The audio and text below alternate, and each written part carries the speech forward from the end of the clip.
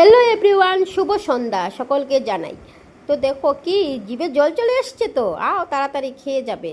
তো আমি বানিয়ে নিচ্ছি ফুচকা। তো একদম ভেজে ভেজে রেডি করে নিয়েছি, একদম ফুলকো ফুলকো ফুচকা। আর সাথে আছে আলু মাখা। উফ, আলু মাখা দিয়ে ফুচকা খেতে কত না ভালো লাগে। আর আমি টক জলটা বানিয়েছি আজকে জলজিরা দিয়ে, কারণ ঘরে তেঁতুল নাই। ভাবলাম জলজিরা দিয়ে আর লেবু চিপে টক জলটা আজকে রেডি করে নিই।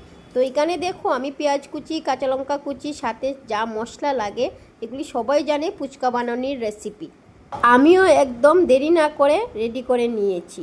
আর এখানে বানাবো আলু মাখা, সাথে একটু কাঁচা লঙ্কা, পেঁয়াজ কুচি, লবণ, যা লাগে সামগ্রী দিয়ে দিয়েছি। দিয়ে একটা গ্লাসের সাহায্যে ভালো করে এগুলি মেখে নিচ্ছি। অনেকটা জাল হবে, তার জন্য হাত লাগাই নেই। আর এই মরিচটা ভীষণ ঝাল। তো আর দেরি না করে টক জলটাও রেডি করে নিয়েছি, যা যা লাগে। আর সাথে একটু আলু মাখার মধ্যে চানাচুরও দিয়ে দিয়েছি। উফ, দারুণ খেতে, সেই স্বাদ। চলে আসো সবাই, সবাইকে নিমন্ত্রণ রইল।